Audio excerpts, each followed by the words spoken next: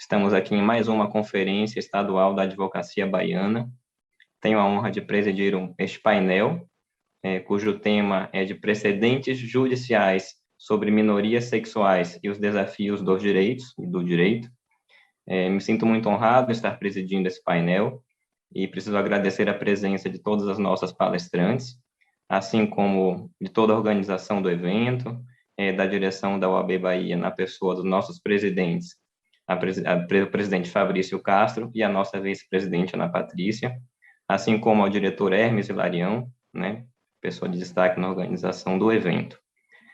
Eu gostaria de convidar a nossa primeira palestrante, que será a doutora Raquel Castro. A Raquel fala do Rio de Janeiro.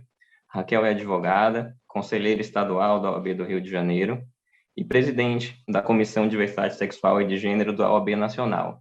Ou seja, a Raquel ela preside a comissão junto ao Conselho Federal, que trata justamente do tema que nós estamos hoje enfrentando neste painel. A Raquel vai dispor de 20 minutos, assim como as outras palestrantes, e eu passo a palavra para ela, para que dê início à sua conferência. Obrigado. Obrigada, Felipe, pela apresentação. Boa noite a todos, a todas e a todes. Para mim é uma alegria estar aqui nesse congresso da Advocacia Baiana, especialmente ao lado de pessoas tão queridas como Felipe, Cíntia, Márcia, pessoas de longas datas aqui, que a gente já trabalha na pauta há tantos anos, mais de 10 anos. E para mim é sempre uma alegria estar aqui falando um pouco da diversidade com vocês. E hoje eu queria trazer um tema que é pouco abordado quando a gente fala de direitos da diversidade sexual e gênero. Né? O tema do nosso painel é precedentes e desafios. Na verdade, eu vim aqui fazer mais uma provocação para um desafio, que é quando falamos da aposentadoria das pessoas transgêneras. Como a gente está num congresso bem abrangente, vou fazer uma rápida. A gente não está num congresso específico da diversidade, isso que eu quis dizer. Vou fazer uma breve explicação do que é identidade de gênero, do que é orientação sexual. Né? Só para que a gente possa falar a mesma língua. A orientação sexual é quando você dirige o seu afeto para uma pessoa, seja ela do mesmo sexo que o seu, e aí, nesse caso, você vai ser uma pessoa homossexual, ou quando você dirige esse afeto, né, essa relação que você quer construir familiar com uma pessoa de um sexo diferente do seu, e aí você seria uma pessoa heterossexual. A identidade de gênero já é como que você se percebe enquanto pessoa, ainda que essa identidade não seja idêntica ao seu sexo biológico. Então, se eu, Raquel, nasci mulher e me entendo como mulher, eu sou uma mulher cisgênera. Agora, se eu tivesse nascido mulher e me entendesse como homem, não aceitasse muito bem essa minha condição feminina, eu seria uma mulher transgênera. E o que importa é como eu me sinto e não o sexo biológico. Isso é muito importante da gente pontuar, porque o STF, em 2018, reconheceu a existência da identidade de gênero no Brasil. Através da ADI 4275, ele disse que basta que uma pessoa transgênera compareça a um cartório e faça uma autodeclaração de gênero para poder modificar os seus documentos, o seu nome no seu registro civil, sem a necessidade de você realizar cirurgia. É uma autodeclaração. Então, se eu me entendo como uma pessoa de gênero diferente ao sexo biológico que eu nasci, eu tenho esse direito de mudar o meu nome para o gênero com o qual eu me reconheço e de mudar, inclusive, lá o gênero, né, na minha certidão de nascimento para o gênero que eu me reconheço. E isso é muito importante a gente ter em mente para o tema que eu gostaria de tratar hoje aqui com vocês, que é a aposentadoria das pessoas trans. Quando a gente fala de aposentadoria, a gente sabe que um dos requisitos para essa aposentadoria, e é esse requisito específico que eu gostaria de trabalhar hoje com vocês, a gente sabe, peço desculpa aqui pelo funga-funga e a tosse que eu estou um pouco gripada hoje, a gente sabe que um dos requisitos para a aposentadoria é a idade. Então, os homens se aposentam no Brasil aos 65 anos de idade E aqui não vou entrar nos demais requisitos de contribuições, quantas contribuições precisa ter ou não, vou tratar especificamente da questão idade. E as mulheres podem se aposentar aos 62 anos. Antigamente era 60 anos, mas com a emenda 103 passou a ser 62. E aí a gente levanta a primeira questão: por que a mulher se aposenta antes do homem? Porque a lei entende que a mulher passa por algumas situações ao longo da sua vida que são muito mais desgastantes, extenuantes, como a menstruação, a maternidade, a menopausa, a dupla jornada que geralmente as mulheres fazem, trabalho e casa, o preconceito sofrido no mercado de trabalho em razão do seu gênero, e muitas vezes também se considera aí uma questão de fragilidade muscular da mulher. Essas são algumas justificativas legais do porquê que a mulher se aposenta antes do homem. E aí, tendo isso em mente, eu queria conversar com vocês, e no caso da pessoa trans, que é aquela que nasce com um sexo biológico diferente do seu gênero, que é como ela se entende, como ela se percebe nesse mundo. E aí vem alguns modelos que a gente poderia aqui pensar de como que isso é tratado no Brasil hoje. Antes da gente entrar em como isso é tratado no Brasil, eu queria só lembrar que a gente está falando de pessoas transgêneras, que vivem num país que mais mata transexuais no mundo, e a idade média de vida de uma pessoa transgênera é de 35 anos.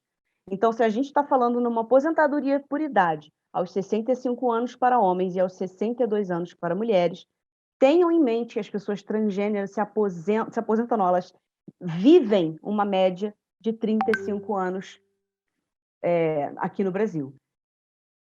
Bom, quais são as correntes que nós temos hoje com relação à aposentadoria? A primeira corrente, e, na minha opinião, a pior de todas, é a corrente biológica. E o que essa corrente diz? Se você nasceu do sexo feminino, não importa que você se entende como homem, você vai se aposentar como mulher. Se você nasceu do sexo masculino, não importa se você se entende como mulher, você vai se aposentar com a idade de homem.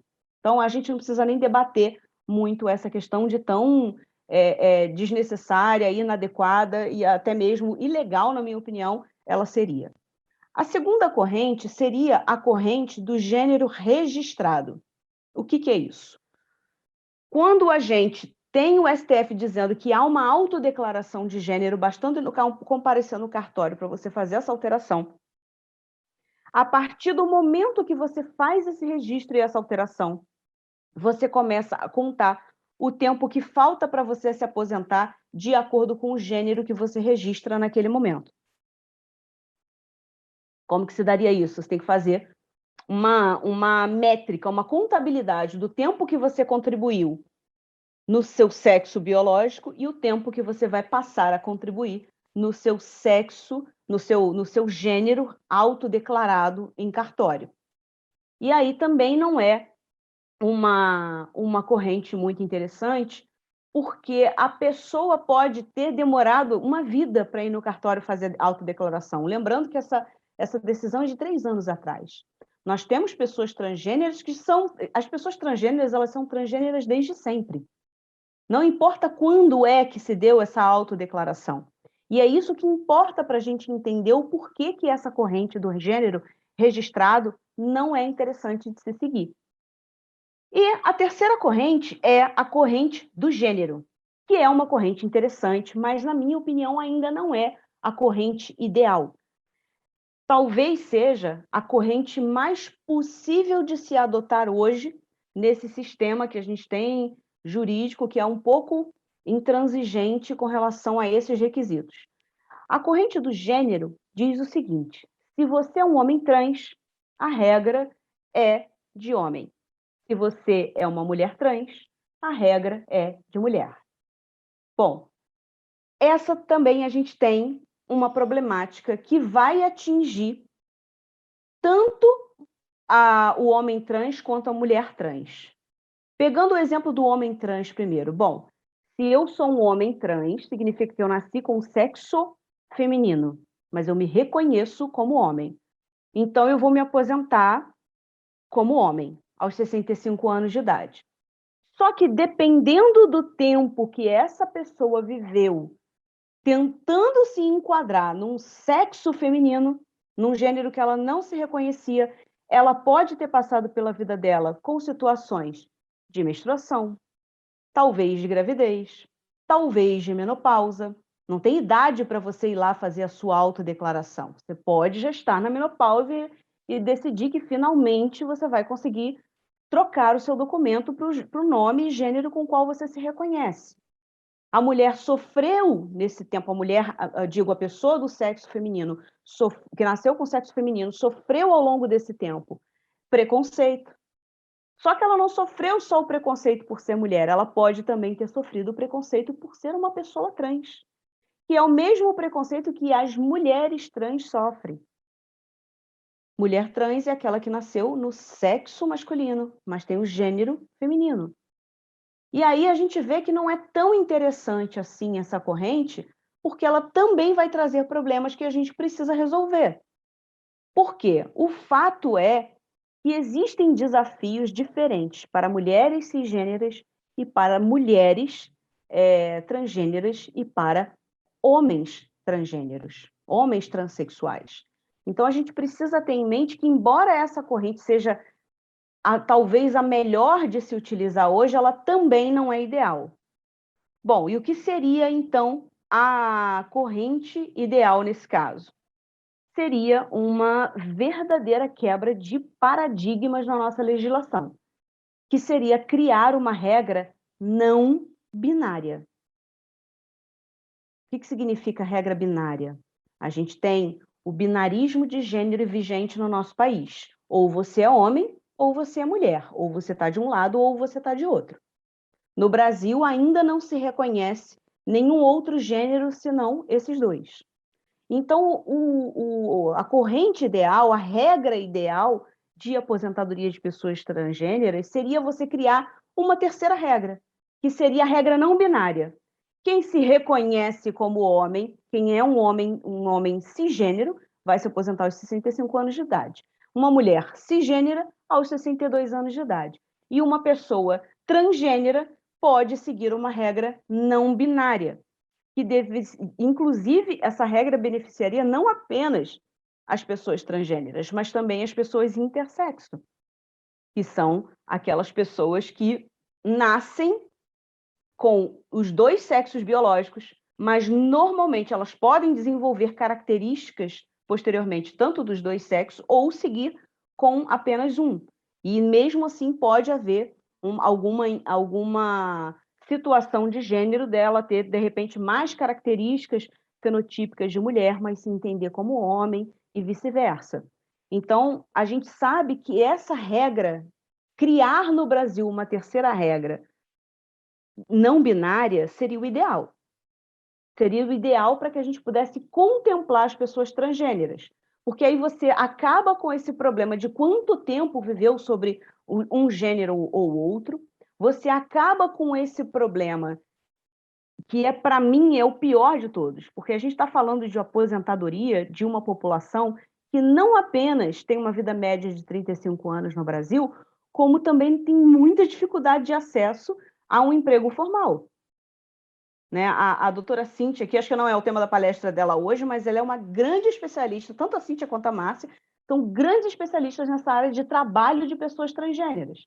A Márcia tem um trabalho incrível em São Paulo, né, que é o Transempregos. A Cíntia faz um trabalho maravilhoso junto ao Ministério Público em Goiás, também para acesso a empregos de pessoas transgêneras, e elas sabem com muito mais capacidade de falar disso do que eu, que o acesso ao emprego formal com carteira assinada de pessoas transgêneras no Brasil é uma coisa muito complicada ainda hoje. Então, a pessoa transgênera, ela sofre preconceito dentro da família, ela sofre preconceito no ambiente escolar, muitas vezes abandona a escola porque não suporta o bullying, acaba não tendo uma educação escolar, consequentemente, acaba não tendo acesso a uma educação superior e acaba não tendo, consequentemente, acesso a algum emprego com carteira assinada, e é por isso que a gente vê que, infelizmente, a prostituição ainda é um caminho seguido por muitas pessoas transgêneras justamente por falta de oportunidade. Então, se uma pessoa transgênera não vive tanto a ponto de se aposentar com 65 anos de idade, tá bom, Felipe, obrigada, né? Ou 65 ou 62, que é a média de vida de 35 anos, não tem acesso à escola, geralmente sofre preconceito dentro de casa, não tem acesso a emprego, dificilmente ela vai conseguir se aposentar. Então, acho que antes da gente até travar essa discussão, a gente precisa urgentemente de trabalhos tão importantes quanto que Márcia e Cíntia desempenham aqui no nosso país, para garantir esse emprego, para garantir o acesso ao trabalho formal das pessoas trans, para aí sim poderem ter um recolhimento de INSS, trabalhar com a carteira assinada e poder um dia, quem sabe, pensar em se aposentar. Esse modelo ideal, ele a curto prazo, a gente sabe que ele não é viável, muito menos no governo que a gente vive hoje, que não vai facilitar nem um pouco qualquer iniciativa, né, legislativa nesse sentido. Mas a gente pensa, a gente ainda está discutindo, gente, só um parênteses, a gente ainda está discutindo licença maternidade para um casal de lésbicas, que é uma coisa simples, as duas são são beneficiárias do INSS, as duas teriam direito, e se está discutindo se. No STF não está nem discutindo a possibilidade das duas mães tirarem a licença ao mesmo tempo, está se discutindo a possibilidade da mãe que não é a gestante tirar, no lugar da gestante. Então, a gente está tão atrasado nessa questão de INSS no nosso país, nessa questão previdenciária, que falar em criação de um sistema não binário hoje seria utópico, né? Mas, sem dúvida alguma, a gente precisa caminhar nesse sentido, e é essa a provocação que eu queria deixar aqui para vocês com relação a desafios, né, que nós temos para vencer com relação a direitos das pessoas LGBTQIA+, e especificamente aqui com relação à aposentadoria das pessoas transgêneras, onde eu também posso até incluir nessa discussão as pessoas intersexo. Lembrando que a gente também precisa trazer uma discussão da possibilidade, seja da forma que for, da gente ter um reconhecimento no Brasil de um terceiro gênero, pelo menos um terceiro gênero, para que essa regra não binária, né, possa se tornar realidade. E para terminar, eu queria sempre deixar a frase que a gente precisa discutir isso sempre e cada vez mais, porque não discutir é invisibilizar. Precisamos dar acesso a emprego, à educação e à aposentadoria. E é essa provocação que eu deixo aqui para vocês essa noite. Muito obrigada. Muito obrigado, Raquel, pela sua participação, né? Sempre muito brilhante. Raquel tem muito conhecimento na área, milita aí há muitos anos, como ela mesma se apresentou no início. Tem muito contato, né? Não só com o meio acadêmico, como com as frentes sociais, né? A militância, a comunidade LGBT, e desempenha aí no Rio um trabalho muito bacana também, algumas gestões à frente da comissão local, né? A Comissão Estadual da Diversidade lá da UAB do Rio de Janeiro. Eu sei que a Raquel, acho que tem algum compromisso e a gente estava com a nossa programação um pouco atrasada. Ela havia sinalizado que talvez precisasse sair aqui da atividade e, né, agradeço, deixo Raquel aí à vontade e gostaria de convidar agora a nossa próxima palestrante, que é a doutora Márcia Rocha. A Márcia nos fala de São Paulo. Márcia é empresária, é advogada integrante da Comissão da Diversidade Sexual e de Gênero lá da OAB de São Paulo e tem assento no Comitê de Direitos Sexuais de uma associação mundial chamada Associação Mundial para a Saúde Sexual. Eu fiz uma tradução livre aqui. Márcia também é fundadora e coordenadora do projeto Transempregos, né, que é uma iniciativa muito destacada aqui no Brasil. Eu vou convidar a Márcia e pedir que ela mesma fale sobre o tema. Não vou dizer aqui para vocês qual é o tema da Márcia. Márcia, por favor. Boa noite a todas e todos. É um prazer estar aqui. Primeiramente, quero agradecer ao AB Bahia, meu querido colega Felipe Garbelotto, que sempre estamos juntos aí, doutora Raquel, doutora Cíntia, meus companheiros de luta, né? Eu fico sempre muito emocionada de poder estar com pessoas que não são, sim, que não são obrigatoriamente LGBT, às vezes são, às vezes não são, mas que estão na luta por pessoas trans também, né? Então, é uma satisfação estar aqui, ter a oportunidade de trazer um pouquinho da minha vivência, da minha experiência, como advogada e como ativista também. Eu gosto sempre de começar contando um pouquinho da minha história, que muitas pessoas já estão cansadas de ouvir, eu já estou cansado de contar, mas muita gente ainda não ouviu. E ela é muito importante, ela é muito simbólica de como opera o preconceito. Então, vamos lá. Quando eu tinha 4, 5 anos de idade, que eu fui para o jardim da infância, eu ficava com as meninas, porque ali era meu lugar, né? Aquele era o meu universo, aquele era o meu lugar no mundo, junto com as meninas. Tinha lá os meninos, mas eu ficava com as meninas. E tudo bem, no começo não tinha problema nenhum, mas com o tempo, um coleguinha começou a falar: você é menino, tem que ficar com a gente, só fica com as meninas. E eu nem dei bola para ele, mas ele ficou insistindo, dia após dia, procurando a professora, falando: olha, é menino, tem que ficar com a gente, só fica com as meninas.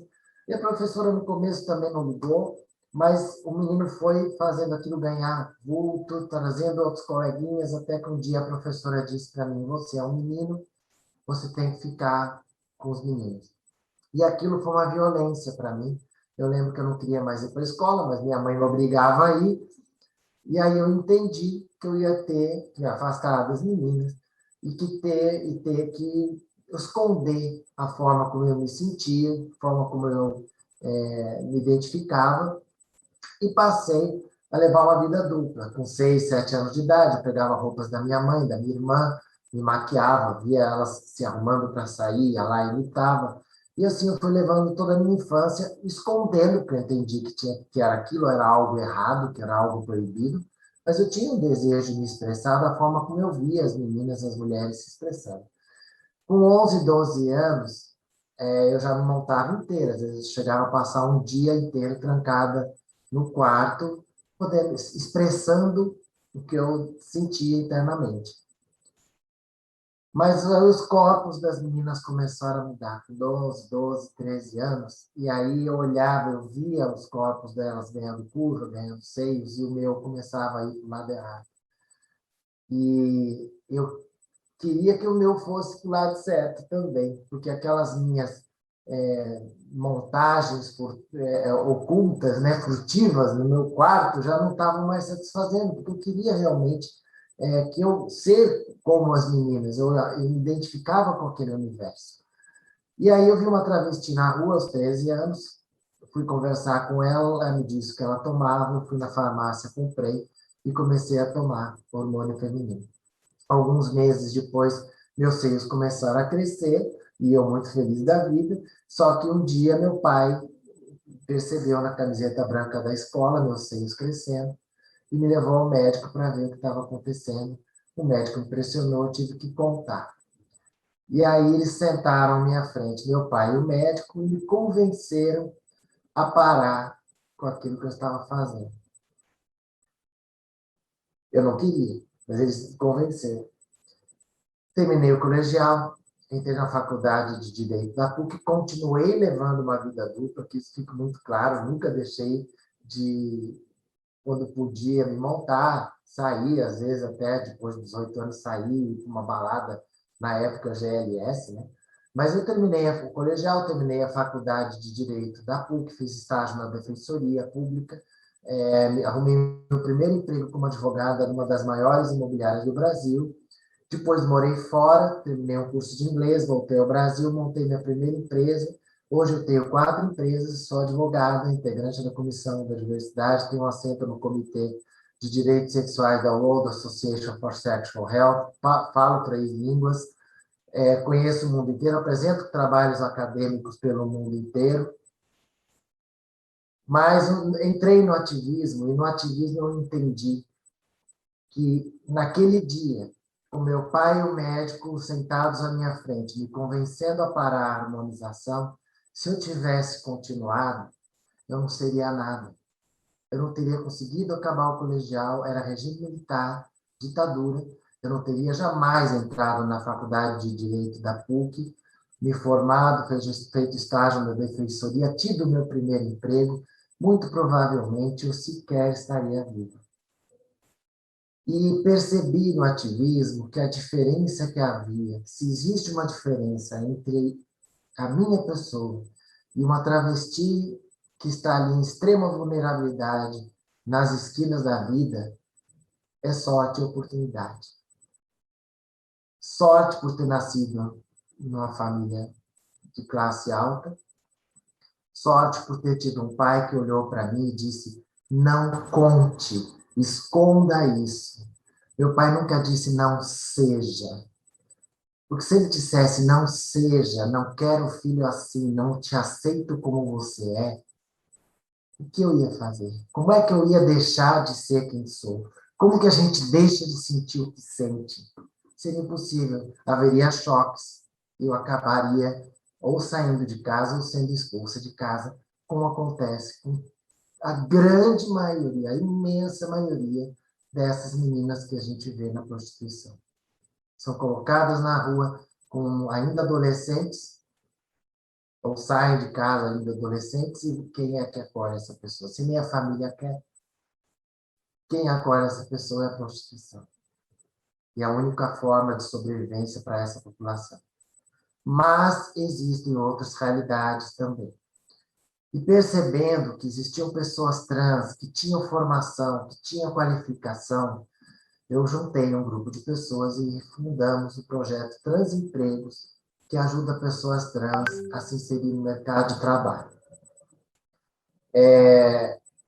Em 2013, nós criamos o projeto, em 2014 o site foi lançado, e de lá para cá vem crescendo. Em 2015 foram algumas dezenas de pessoas trans contratadas, e em 2020, com crise e pandemia, foram 707 pessoas trans contratadas no Brasil inteiro. Agora, essa semana passada, nós atingimos 1.145 empresas parceiras. Começamos o ano com 670, atingimos agora 1.145. Então, provavelmente, vamos passar de 2.000 até o final do ano. E todos os dias, em julho agora, foram 89 pessoas trans contratadas. Então, todos os dias tem anúncio de vagas e todos os dias tem pessoas contratadas. Se você quer contratar uma pessoa trans ou dar uma oportunidade, ver se aparece alguém competente, se você é empresário, procure o nosso site, faça um anúncio da vaga e vamos ver se aparece, né? Tem muita gente competente querendo trabalhar. E se você é uma pessoa trans, siga o nosso site, siga nossas redes sociais, que nós temos vagas em quase todas as áreas, surgem vagas, temos oportunidades para que você possa, se você quiser, encontrar um caminho para se sustentar, para sustentar sua família, para ter uma vida digna, como é direito de todos, ou deveria ser. Bom, e dito isso, eu vou falar um pouquinho dos últimos 10 anos, justamente nessa fase em que eu entrei na militância e entrei na advocacia. Dentro da OAB, eu fui a primeira advogada a conseguir o direito ao uso do nome social, aprovado por unanimidade no Conselho Federal da OAB. Eu tenho participado de várias lutas, de vários processos, inclusive, recentemente vencemos um processo Laerte Coutinho contra Reinaldo Azevedo Veja e Jovem Pan, e a Laerte Coutinho doou o dinheiro para o Mães pela Diversidade. No mês passado, nós fizemos até um evento muito bonito.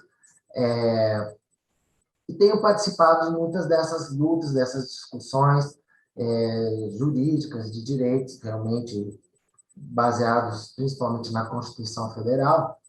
Mas só para citar alguns, há 10 anos atrás, 11 anos atrás, nós não tínhamos direito nenhum. Nós não tínhamos direito à adoção, nós não tínhamos direito ao união estável, ao casamento. Nós não tínhamos o direito de ter um nome condizente com a nossa imagem, nós não tínhamos o direito de doar sangue. Nós, teoricamente, não tínhamos sequer garantido o nosso direito à vida. A criminalização da homofobia é recente, né, que foi fruto de uma grande vitória do meu colega Paulo Iotti, a pedido do Partido Cidadania. Então, foi uma grande conquista, a criminalização que igualou, tornou crime de racismo a homo, lesbo, transfobia. E, então, assim, são 10 anos apenas, e nós tivemos muitas conquistas em tão pouco tempo. Antes disso, eu gosto de dizer que qualquer pessoa, qualquer brasileiro, acorda de manhã, sai, pega um ônibus, vai trabalhar, vai estudar, conhece alguém, namora, se casa, beija, anda de mão dada na rua, se casa, tem filhos, né? Morre e tem um enterro digno. Para nós, trans, tudo isso é luta. Andar na rua é luta. Nós estamos lidando com o olhar das pessoas, com o julgamento das pessoas o tempo inteiro, né? Casar, namorar em público é um risco de vida, né? Então, é muito difícil que alguém que não seja trans compreenda o que nós vivemos, o que nós sentimos, né? E as minhas palestras, que eu faço para subseções da OAB, Faculdade de Direito pelo Brasil inteiro, se chama o direito de existir. E a grande pergunta que eu faço é por que eu não tenho o direito de existir? Eu sou empresário, eu pago impostos, eu gero renda, riquezas, eu dou empregos, nunca fiz mal a ninguém. Você não vai encontrar uma pessoa que fale que eu roubei, que eu enganei, que eu passei a perna, mas muita gente acha que eu não tenho o direito de existir. E nós corremos, para encerrar, eu gostaria de dizer que nós corremos um grande risco de um retrocesso à ditadura, de um retrocesso à obscuridade, de um retrocesso à desumanidade.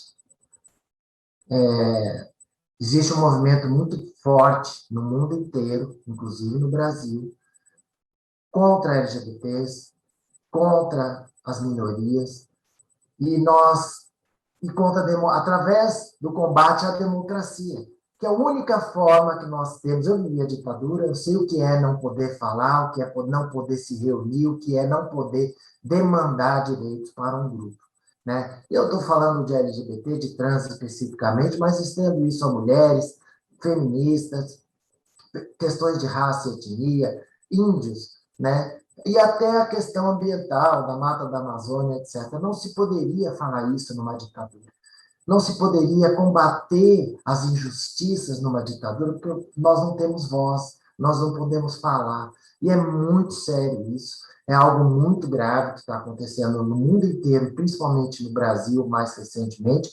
Nós temos que enfrentar, nós do direito, nós pessoas de bem, nós que acreditamos na Declaração Universal dos Direitos Humanos, nós que acreditamos que todos temos direitos iguais, que nascemos iguais e que deveríamos ter os mesmos direitos, que deveríamos ter as mesmas oportunidades, não podemos deixar que isso aconteça. A democracia é o único caminho que existe para as minorias terem direito à vida, a sobreviver, como eu disse, direito a existir. Então, eu deixo aqui um apelo a todos que estão aqui assistindo, que estão ouvindo, para que pensem, para que resistam, para que não permitam esse discurso de ódio contra a democracia. A democracia é o único caminho que nós temos. Então, encerro aqui a minha fala, com agradecimento profundo pela oportunidade, e até a próxima.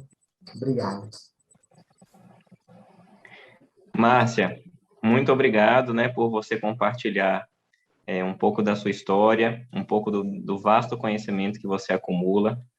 Fico muito feliz por tê-la, né, mais uma vez participando aqui de um evento da OAB Bahia, e convido agora para palestrar no nosso terceiro painel, digamos assim, a doutora Cíntia Barcelos, que vem de Goiânia. Cíntia é advogada, especialista em direito das famílias e direito da população LGBT.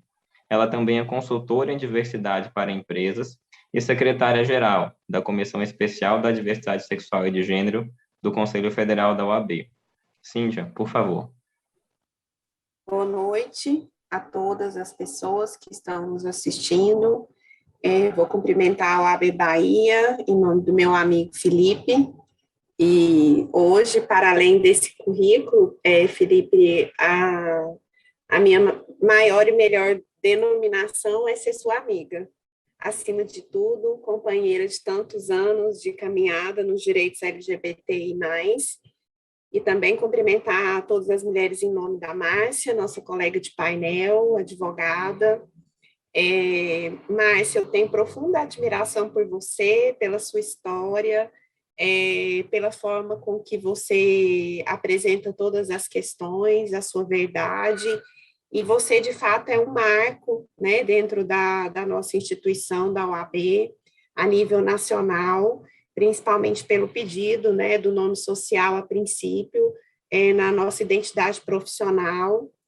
E eu sempre te dou como um exemplo nas minhas palestras, sempre apresento a autoria desse fato a você, ao AB São Paulo, que nos marcou profundamente naquele 17 de maio, há alguns anos já, né? 2018, acho que sim, ou 2017. E o meu tema é para traçar e fazer também uma provocação da nossa presidenta da Comissão Nacional da Comissão da Diversidade Sexual e de Gênero, doutora Raquel, né? Também para apresentar alguns avanços e perspectivas e desafios desse tema, mas também para lançar essa provocação tão necessária na nossa área de atuação. E quando a gente fala sobre parentalidade, eu sempre costumo dizer que é tão interessante no nosso país que, com os avanços dos direitos LGBTI, nós sempre ouvimos, né, a família brasileira vai acabar. E a família brasileira não só acabou, mas não só não acabou, mas saiu muito mais fortalecida após as conquistas dos direitos LGBTI+, em que sentido? Né? No próprio sentido dessa parentalidade das pessoas LGBTI, que se não fosse a ausência de previsão legal e o preconceito, seria da mesma forma que acontece para as pessoas, pelos casais heterossexuais e as pessoas solteiras que desejam, né, buscar essa parentalidade. Então, a gente tem um recorte, né, dentro da parentalidade da adoção, da filiação socioafetiva, da reprodução assistida, que é um dos recortes do nosso tema, e hoje, né, da parentalidade natural ou biológica entre pessoas transgêneras, transexuais e travestis, e também de casais de pessoas trans e pessoas cisgêneras. Então, nós temos esse recorte, né, com relação à parentalidade. E a novidade é que dentro de todos esses recortes, nós temos uma ausência de lei total com relação aos procedimentos de reprodução assistida, que são regulamentados pelo Conselho Federal de Medicina, e também uma ausência total de leis reconhecendo os direitos da população LGBTI+. Isso denota, né, que os avanços, de fato, vêm e vieram da justiça, e por isso que é necessário discutirmos esse tema. E dentro de todos esses exercícios parentais que eu falei, eu vou fazer um recorte de duas questões que inovaram no direito das famílias sobre parentalidade, que é a nova resolução do Conselho Federal de Medicina, que é a resolução 2294 de maio de 2021, também muito recente, e da ação, a DPF 787, a ação de descumprimento de preceito fundamental 787, que foi de autoria do Partido dos Trabalhadores, originária no Distrito Federal, e que teve recente, no Dia do Orgulho LGBTI+, esse ano, dia 28 de junho de 2021, uma liminar que atendeu direitos com relação à saúde de pessoas transgêneras no Brasil. Então, o que essa resolução traz em resumo com relação ao nosso recorte de pessoas LGBTI+. A resolução, pela primeira vez na história do Conselho Federal de Medicina, ela traz a possibilidade das técnicas serem utilizadas por pessoas transgêneras. Ela fala sobre a possibilidade de gestação compartilhada entre uniões homoafetivas femininas, aonde o embrião de uma das o óvulo, né, que de uma das companheiras pode ser gestado pela outra. Então, isso também foi uma inovação que é denominado gestação compartilhada, e inovou também com relação à doadora do útero, que seria o que a gente fala hoje de útero de substituição, que é vulgarmente falado no Brasil como barriga de aluguel, até tema de uma novela, acho que há mais de 20 anos, né, doutor Felipe? Então, nós temos esses recortes, né, esses novos recortes trazidos pela resolução 2294 do Conselho Federal de Medicina. E, além de novidades positivas, né, que com relação a esse tema da nova resolução, nós temos também alguns vieses negativos dela. Eu acompanho, né, como nós acompanhamos há muito tempo a evolução dos direitos LGBTI no Brasil, existe um movimento, né, de avanço e retrocesso em tudo que a gente lida com relação a normas, com relação a novidades jurídicas e até sociais nesse sentido, inclusive no viés político, como nós temos observado nos últimos anos também. E aí, de certa forma, as normas avançam e acompanham algum retrocesso. Então, o retrocesso que a resolução do Conselho Federal de Medicina trouxe é que a doadora do útero, né, do útero em substituição, são vários nomes utilizados, né, vulgarmente falando, barriga de aluguel, útero em substituição, gestação em substituição, ela, além de ser parente até quarto grau do casal que vai se submeter à técnica de reprodução assistida, agora ela tem que já ter tido um filho. Então, essa é o retrocesso dessa resolução, porque na resolução anterior, ela tinha que ser parente até quarto grau, não abre a possibilidade de ser uma pessoa amiga, que é o que mais recorrente acontece no nosso país, e acredito que a nível mundial também, e agora ela tem que ter tido um filho. Então, isso é um retrocesso significativo, né, para esse exercício dessa parentalidade. E interessante nós pontuarmos que o Conselho Federal de Medicina, ele acaba tendo o controle, né, das clínicas de reprodução assistida com relação a todas essas questões, não só de pessoas LGBTI+, mas de todas as pessoas. E em caso, né, de um casal procurar uma clínica de reprodução assistida e para a amiga ser a doadora do útero, a clínica vai remeter esse procedimento automaticamente para o Conselho Federal de Medicina ou regional, e aí para autorizar ou não. Então, o que nós temos acompanhado, especialmente aqui em Goiás, é que, em alguns casos, né, o Conselho Regional de Medicina aprovou que várias reproduções assistidas com uma amiga do casal, seja ele feminino ou masculino, quando necessário, né, se for de mulheres, de duas mulheres, porque no caso das duas mulheres, geralmente, uma delas gesta a criança, mas também pode ter, né, uma indisponibilidade ali na relação, podem ser mulheres transgêneras também, e aí precisa de uma doadora de útero. E aí, nesse caso, ele tem autorizado, né, essa possibilidade que não consta na resolução. Então, de fato, eu não sei por que o Conselho ainda não regulamentou essa possibilidade, né, de uma amiga ser uma doadora do útero e só as parentes, né, que seriam mãe, tia, avó e prima, para serem as doadoras. Mais recorrente, nós acompanhamos as mães, né, serem as mães de alguma pessoa do casal serem as doadoras. Os outros parentescos raramente acontece.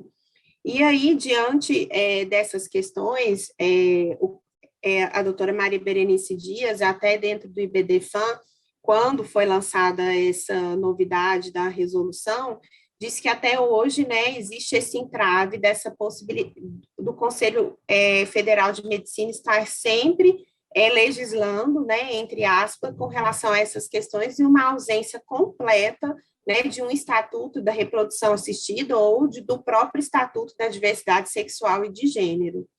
E aí, o que nós, advogados e advogadas, pensamos? Já é um processo tão complexo, né, para o casal, essa busca da parentalidade, de exercer essa felicidade em forma de uma família com filhos, e aí impor essas barreiras e, sobretudo, às vezes ter que socorrer, além de um processo de reprodução assistida que raramente acontece no SUS, e as pessoas buscam mais as clínicas particulares porque é mais rápido, ainda ter que lidar com entraves, às vezes até judiciais, para conseguir exercer a parentalidade. Então, isso é a provocação, né, do meu painel, sobre esse escuro jurídico, né? Existe um breu jurídico com relação a essas questões da parentalidade, especialmente de pessoas LGBTI+. E quando eu disse no início, né, sobre a questão da família, dos direitos das pessoas LGBTI, hoje, casais heterossexuais podem se socorrer de útero em substituição e da parentalidade socioafetiva em razão dos avanços dos direitos LGBTI+.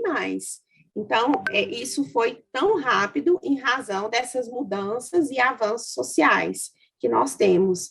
Mas, de fato, né, o que a gente observa é que ainda a mudança subjetiva ali de quem opera a lei, de quem opera as instituições, ainda é mais lenta e também é lenta de grande parte da sociedade. Então, essa era o recorte que eu gostaria de trazer com relação à novidade, as novidades que, por um lado, foram positivas e, por outro, bastante negativa da resolução 2294 de maio de 2021 do Conselho Federal de Medicina. Em se tratando da ação de descumprimento de preceito fundamental 787, ela trata-se, né, sobre o entrave das pessoas trans e travestis que enfrentam no SUS, mesmo depois, né, da retificação de nome e gênero, nos atendimentos com relação a especialidades específicas. No caso das mulheres trans e travestis, né, cotidianamente barradas para atendimentos ginecológicos, com relação às questões da mama também, né, de profissionais relativos às questões das mamas. E os homens trans, né, barrados na verdade, eu disse o contrário, né? As mulheres trans barradas na urologia e na proctologia, e os homens trans barrados na ginecologia e na atenção da obstetrícia e nos cuidados, né, do corpo genital feminino. Então, essas foram as demandas dessa ação constitucional, e no dia 28 de junho, felizmente, houve uma decisão do STF, do ministro Gilmar Mendes, né, autorizando que o SUS se readequasse ao atendimento da população trans e travesti, independente da identidade de gênero e do órgão genital atribuído no nascimento. Então, esses foram os avanços dessa ADPF em forma de liminar, e além desses avanços também pediu-se para se adequar, e foi também deferida a declaração de nascido vivo, para que desapareça da declaração pai e mãe, apareça filiação e conste ainda o nome da parturiente, né, e não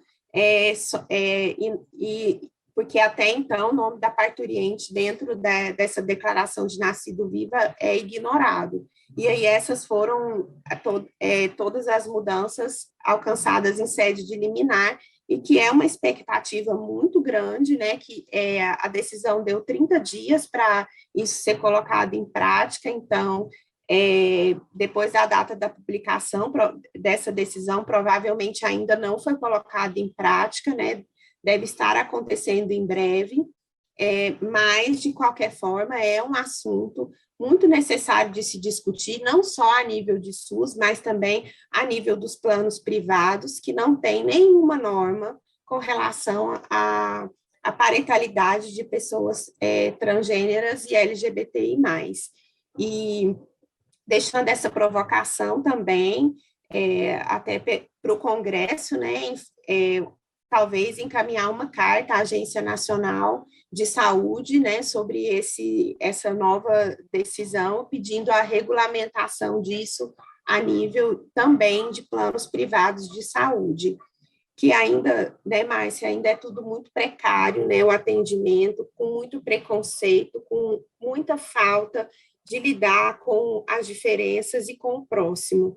Isso é o que nós acompanhamos das instituições em geral, né, principalmente de empresas privadas que precisam muito se aperfeiçoar nos temas relativos à diversidade sexual e de gênero, principalmente naqueles temas que tocam a sua atividade profissional, né? Então, os hospitais, tem muito pouco movimento dos hospitais por essa busca, né? Muita discriminação que acontece também não é relatada, a nível dessas questões de saúde.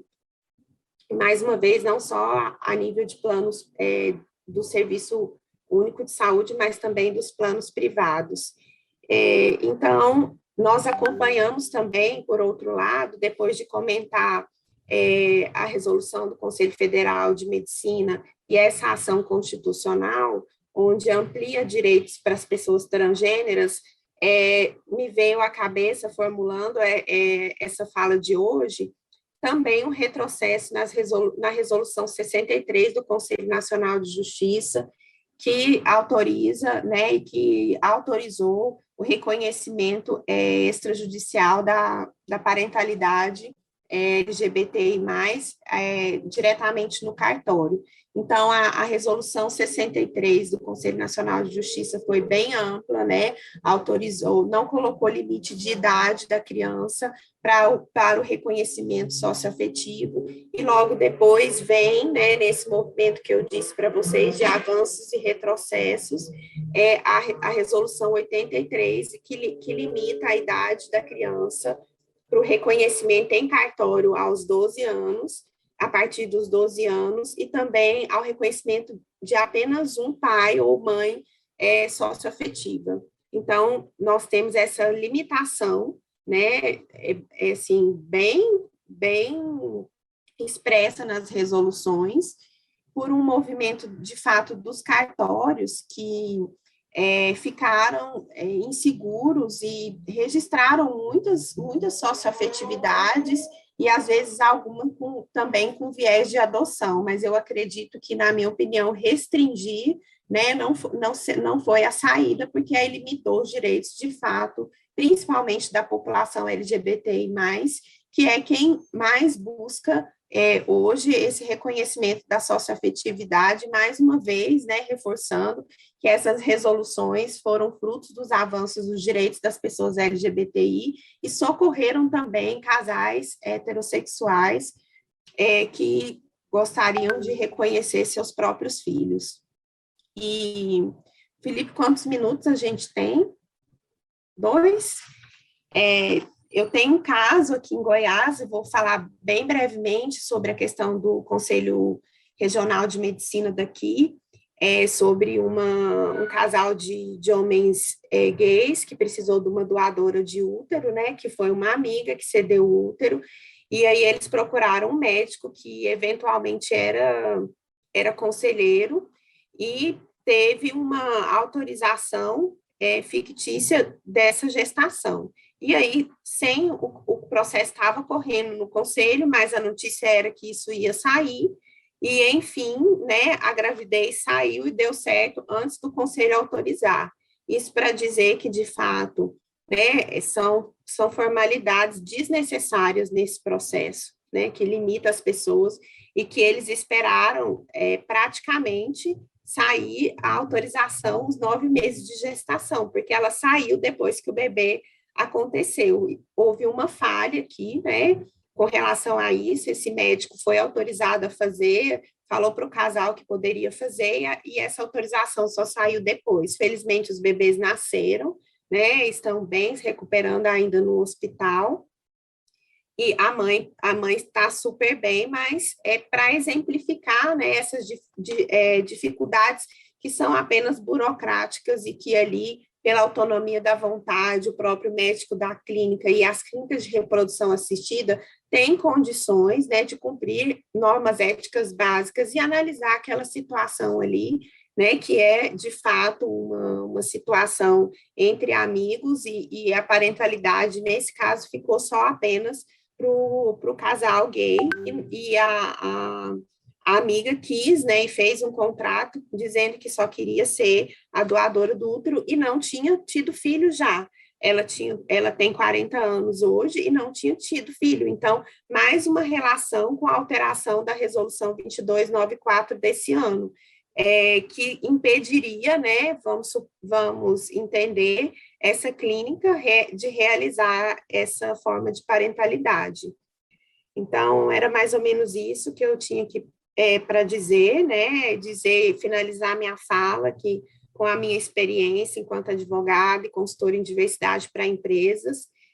Todos os dias, né, eu tenho provas de que a diversidade faz bem a todas as pessoas, né, só nós abrimos um pouco e ampliarmos o olhar. Muito obrigada. Obrigado a você, Cíntia, pela sua contribuição aqui para o nosso painel. E quando você falava, né, você comentou a respeito de uma resolução do Conselho Federal de Medicina, e eu não pude esquecer de uma resolução também do CFM que trata sobre o que eles chamam de gerenciamento biomédico das pessoas intersexuais, né? E eles criam um alarde gravíssimo e infundado, atraindo uma aparência bastante desagradável, né, ao fenômeno da intersexualidade, às pessoas intersex. E eu me pergunto, né, como por vezes eles acabam se passando e publicando resoluções que parecem bastante despóticas, assim, né, e acabam causando danos terríveis e por coisas infundadas. Bom, nós vamos ter que encerrar o nosso painel. Eu preciso, mais uma vez, agradecer não só a você, Cíntia, pela sua participação, você que é uma grande advogada no Brasil, direito às famílias, que é uma militante muito ativa, que desempenha um trabalho tão legal aí no MPT da sua cidade, do seu estado. Agradecer mais uma vez a Márcia Rocha, né, e a Raquel por terem participado do evento. Agradecer toda a equipe aqui da OAB que deu um suporte belíssimo para a gente, desde a gente estava aqui esperando, né, quase uma hora antes do nosso painel, todo mundo muito atencioso, muito gentil. E vou declarar aqui encerrado o nosso painel, desejando muito boa noite a todas e todos que estão aqui assistindo a gente. Continuem, vai entrar agora o próximo painel.